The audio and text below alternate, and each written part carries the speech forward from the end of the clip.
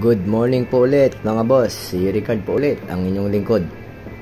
Usapang manibela po tayo para po dun sa mga mahirap ng iliko, mga matitigas na manibela, may lagatok or kabig. Gumagawa din po kami niyan dito sa aming shop. Ang gamit po namin dyan is genuine na ball race kung tawagin, or steering concept.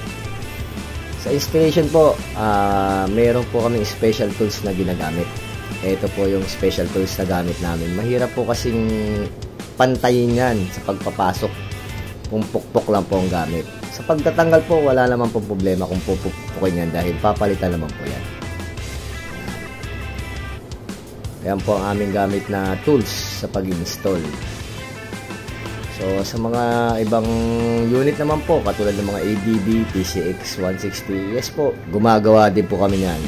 Medyo mahal lang po ang labor niyan dahil napakaselan po ng fairings niyan. Napakahirap po tanggalin. Ito po yung PCX 160 ni Sir. Ang choice na naman po ditong gamitin is yung Pyto brand na ball race. So ang labor po namin sa mga ganitong unit, PCX 160, ADB 150, 160 ay 600 po.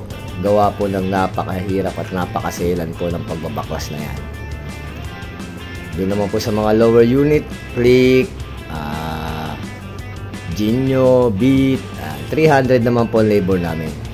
Para doon naman po sa parts, yung ball race set na genuine, 760 po yung set namin dyan.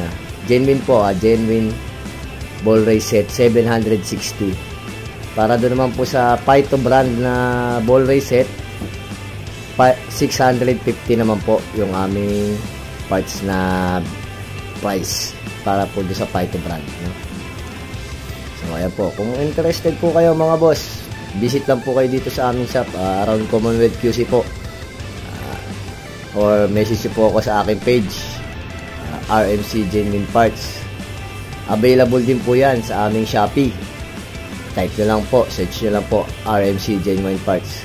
Si Ricard po ito. Maraming salamat po mga boss.